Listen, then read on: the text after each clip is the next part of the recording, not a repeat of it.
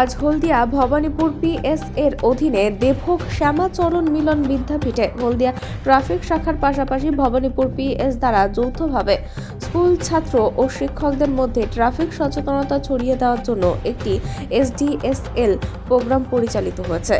এছাড়াও ট্রাফিক সচেতনতা সংক্রান্ত একটি কুইজ অনুষ্ঠিত হয় এবং শিক্ষার্থীদের মধ্যে কলম ও চকলেট বিতরণ করা হয়। সদয় তথ্যের জন্য উপস্থিত থাকেন বরুণ গাইড, ট্রাফিক ইন্সপেক্টর এবং রানা ব্যানার্জি, এএসআই হলদিয়া অমিত কুমার। হলদিয়া থেকে নামাজের রিপোর্ট, বিগ নিউজ। মানুষ হেঁটে যায় এরকম একটা থাকে, দেখেছো? ওটা কখন থাকে? আমি জিজ্ঞেস করবো না, সিগন্যালের তলায় একটা মানুষের চিহ্ন থাকে, কখন জলে কোন আলোর পর যেহেতু অ্যাকশন বলো। আর তো কে বলতে পারবে? তুমি বলো। Very good. ছেলে এবং মেয়ে পাওয়ার যোগ্য, তুমি শিওর? কত? 18 বছরের ঊর্ধ্বে।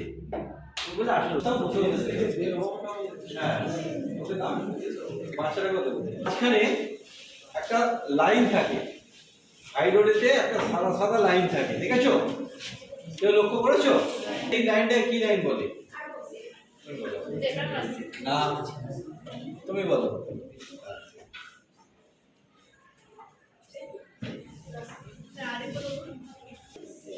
ওটাকে বলে সেন্টার লাইন।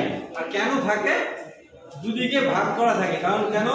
ছোট গাড়িগুলো সবসময় কথা নয়, পেছনের দিকে লাভ দিচ্ছে।